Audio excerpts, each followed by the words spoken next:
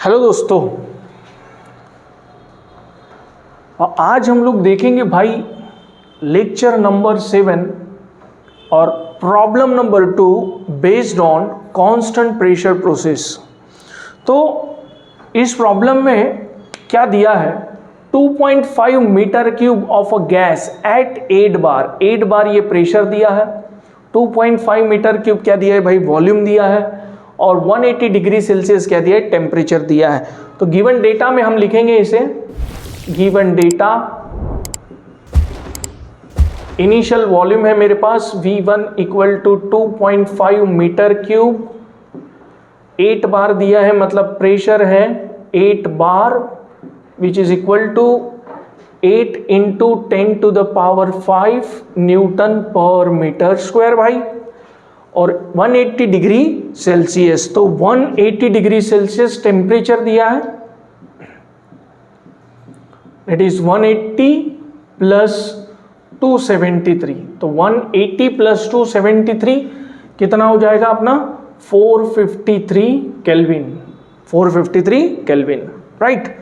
Next is heated at, क्या बोला है भाई, कांस्टेंट प्रेशर। यही से मुझे न्यूमेरिकल स्ट्राइक होना चाहिए कि न्यूमेरिकल किसके ऊपर बेस्ड है, राइट। तो कोई किसके ऊपर बेस्ड है, कांस्टेंट प्रेशर के ऊपर। तो कांस्टेंट प्रेशर प्रोसेस का न्यूमेरिकल है कांस्टेंट प्रेशर प्रोसेस, राइट। आगे बोलता है टिल, ये बहुत इंपॉर्टेंट चीज है। टिल वॉल्यूम इज क्या बोल रहा है, डबल्ड बोल रहा है। जब कभी ऐसा देगा ना, वॉल्यूम डबल ट्रिपल या प्रेशर डबल ट्रिपल, तो हमेशा अब यहां पे वॉल्यूम बोला है, volume is double. Volume is double को कैसे लिखेंगे, V2 is equal to twice of V1। Initial volume हमेशा इधर होना चाहिए, फाइनल के लिए लिखने का हमेशा। अगर यहां पे बोला रहता ना टिल प्रेशर इज डबल, तो P2 is equal to twice of P1, है ना। अब यहां पर क्या लिखा है, टिल वॉल्यूम इज डबल, तो V2 is equal to twice of V1। अगर ऐसा होता था टिल वॉल्यूम इज ट्रिपल्ड, तो क्या लिखते थे, V2 is equal to twice of, sorry, V2 is equal to thrice of V1। नहीं समझे, अरे समझे नहीं समझे, समझे गाय। आगे बोला है सीपी का वैल्यू कितना दिया है भाई, 1 kilo joule per kg kelvin, right. And CV दिया है, तो अगर सीपी और सीवी की वैल्यू दी गई है तो भौरव समझ लेने का कि आर की वैल्यू निकालना है, अपने मन से लेना नहीं तो न्यूमेरिकल घुस जाएगा। डिटरमाइन, क्या क्या करना है भाई, सबसे पहला फाइंड करना है, to find change in internal energy. Change in internal energy हम लोग हमेशा कैसे डिनोट करते हैं भाई, DU से, तो DU equal to question mark. Second चीज निकालना है हमें वर्क ट्रांसफर, वर्क ट्रांसफर का मतलब होगा भाई DW, राइट। और तीसरी चीज निकालना है हीट ट्रांसफर। हीट ट्रांसफर मतलब क्या है, कैसे डिनोट करते हैं हम लोग, DQ से। तो वन बाय वन हम चीजों को फाइंड आउट करेंगे। सबसे पहली चीज हम लोग DU की तरफ जाएंगे। अब इसको लिखने के पहले ही भाई क्या कर लेने का कि हमारे पास क्या है, तो CP और CV की वैल्यू दी गई थी, तो सॉल्यूशन कर रहा हूं मैं यहां से। CP minus CV equal to क्या होता है भाई, R होता है। तो CP की वैल्यू मेरे पास कितनी है, 1 माइनस CV की वैल्यू 0.715 इक्वल टू R। तो R की वैल्यू जो मिलेगी मुझे, R इक्वल टू कितना मिलेगा, तो R equal to 0.285 kilo joule per kg kelvin. और इसी वैल्यू को मैं जूल में लिख के रख देता हूं, अपने काम में आ जाएगी, 285 हो जाएगी जूल पर केजी केल्विन में, ठीक है भाई। ये दोनों वैल्यू अपने काम की है, कब क्या इस्तेमाल करना है देखेंगे आगे। उसके बाद अब हम जा सकते हैं कहाँ पे, DU निकालने के लिए। तो DU पहली चीज हम लोग निकालेंगे, that is change in internal energy, change in internal energy. और चेंज इन इंटरनल एनर्जी को हम डिनोट करते हैं भाई DU से, जिसके लिए फॉर्मूला है mCV T2 माइनस T1। अब देख पा रहे हम कि हमारे न्यूमेरिकल में ना कहीं पर भी मास दिया गया नहीं है, CV का वैल्यू है मेरे पास, T1 का भी वैल्यू है मेरे पास, लेकिन T2 नहीं है। तो मुझे M और T2 पहले निकालना होगा, फिर बाद में मुझे वैल्यू किसका मिल जाएगा, DU का वैल्यू मिल जाएगा। तो सबसे पहले हम भागेंगे किसकी तरफ, मास को फाइंड आउट करने के लिए।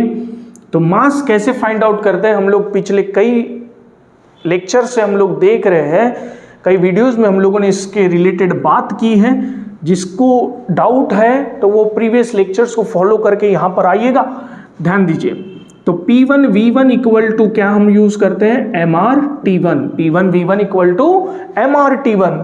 तो मास निकालना है मुझे, तो mass equal to P1 V1 by RT1, P1 V1 by RT1। भाई प्रेशर की वैल्यू दी गई है, मास इक्वल टू प्रेशर कितना दिया है 8, तो 8 इंटू 10 टू द पावर 5, सारी वैल्यू SI यूनिट में डाल दीजिएगा, ठीक है, इंटू वॉल्यूम, वॉल्यूम V1 है, V1 कितना है भाई मुझे 2.5 डिवाइडेड बाय, और एक चीज मैं आप सभी लोगों को बता रहा हूं, ब्रह्मास्त्र है भाई, ब्रह्मास्त्र।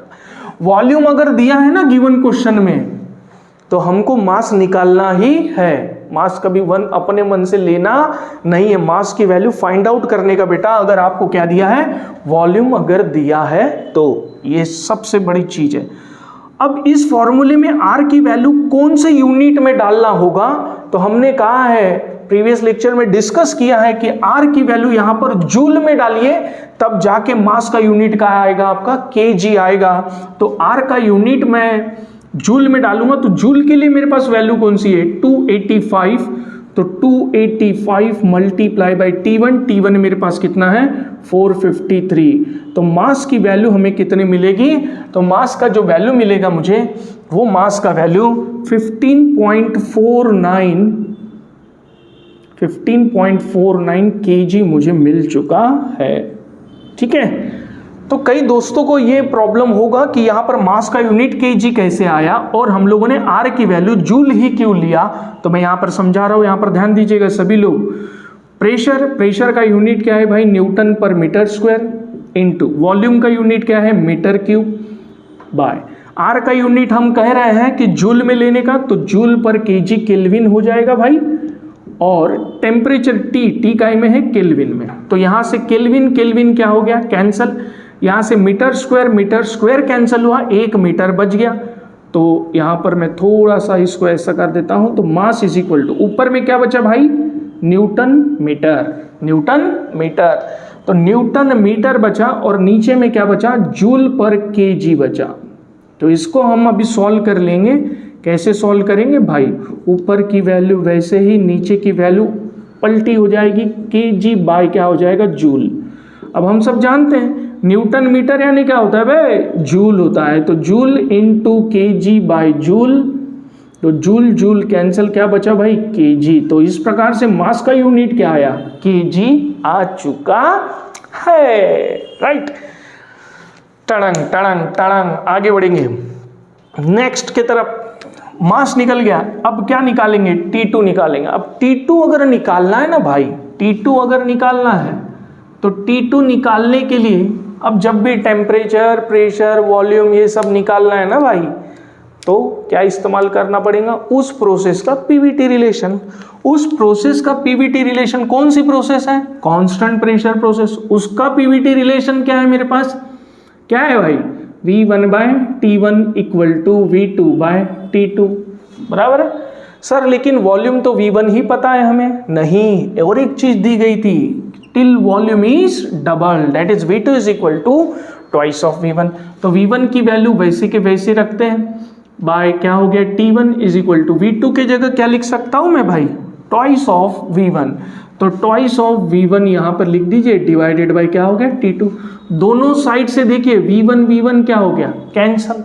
मुझे किसकी वैल्यू चाहिए थी, T2 की, तो T2 इक्वल टू क्या हो जाएगा, ट्वाइस ऑफ T1। तो T2 इक्वल टू कितना हो गया, twice of T1, 2 into T1 कितना है भाई मेरे पास 453, तो 453 से मल्टीप्लाई कर लीजिए, तो T2 का वैल्यू आपको कितना मिलेगा, T2 का वैल्यू आपको कितना मिलेगा, T2 का वैल्यू मिलेगा भाई 906 केल्विन। तो इस प्रकार से भाई अननोन वैल्यू बच्चों जितनी थी उतनी अननोन वैल्यूज हम लोग निकाल चुके हैं। m की वैल्यू नहीं थी भाई अपने पास और t2 की भी वैल्यू नहीं थी, तो m और t2 की वैल्यू हम लोग निकाल चुके हैं।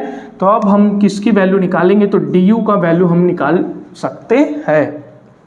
तो मास कितना आया था मेरा 15.49 मल्टीप्लाई CV कितना है 0.715, तो 0.715 मल्टीप्लाई T2 कितना है 906 माइनस T1 है ना, MCV T2 माइनस T1, तो T1 का वैल्यू कितना है 453।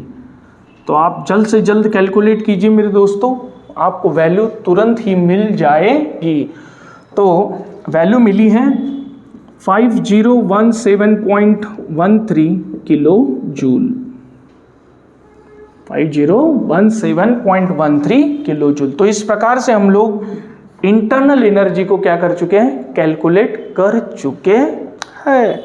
नेक्स्ट चीज हम लोग निकालेंगे भाई क्या, DW। तो DW बहुत आसान हो गया हमारे लिए, अभी वर्क ट्रांसफर कहते हैं हम लोग इसको, वर्क ट्रांसफर DW। तो DW के लिए फॉर्मूला है हमारे पास, that is MR T2 minus T1। M की वैल्यू 15.49, R की वैल्यू हम लोगों ने कैलकुलेट करके रखे थे। अब हमें DW का वैल्यू यूनिट क्या चाहिए, किलो जूल चाहिए। आप अगर ये वाली वैल्यू डालोगे तो DW आपको काय में मिलेगा, जूल में। अगर आप R की वैल्यू किलो जूल में डालोगे तो आपको आंसर क्या मिलेगा, किलो जूल में मिलेगा। तो मैं किलो जूल वाली वैल्यू डालता हूँ 0.285 इंटू T2 कितना है 906 माइनस 453। तो इस प्रकार से हमें वैल्यू किसका मिल जाएगा भाई, DW का। जल्द से जल्द तुरंत में आप इसको सॉल्व कीजिएगा। 1999.83, this is the value of DW, that is work transfer in kilo joule. अब नेक्स्ट चीज क्या बची है हमारे पास, DQ। तो DQ मैं इधर सॉल्व कर लेता हूं। तो DQ निकालेंगे third, that is nothing but heat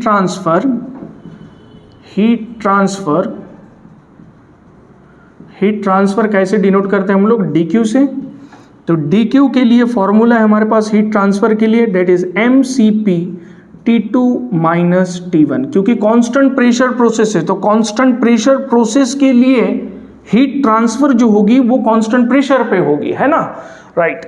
तो मास कितना है मेरे पास 15.49 मल्टीप्लाई बाय CP का वैल्यू दिया गया था मुझे 1, तो इंटू 1 इंटू T2 कितना था मेरे पास 906 माइनस 453। तो इस प्रकार से मुझे वैल्यू मिल चुकी है किसकी, DQ की। और DQ की जो वैल्यू मिलेगी मुझे वो मिलेगी 7016.71 किलो जूल। तो इस प्रकार से भाइयों हम लोगों ने प्रॉब्लम नंबर 2 भी पूरी तरह से सॉल्व कर लिया है। और प्रॉब्लम नंबर 2 में जितनी सारी कठिनाइयाँ थी वो सारी कठिनाइयों को कवर करते हुए हम लोगों ने इस न्यूमेरिकल को भी पूरी तरह से शिद्दत से निभाया है। तो नेक्स्ट लेक्चर से हम लोग नेक्स्ट प्रोसेस चालू करने वाले हैं जिसका नाम है कांस्टेंट टेम्परेचर प्रोसेस। अब यहाँ से जितने 3 प्रोसेस है वो भी बहुत ज़्यादा इंपॉर्टेंट है, उसके ऊपर के डेरिवेशंस भी हम लोग देखेंगे। मिलते हैं भाई नेक्स्ट लेक्चर में, शब्बा खैर, थैंक यू सो मच, जय हिंद।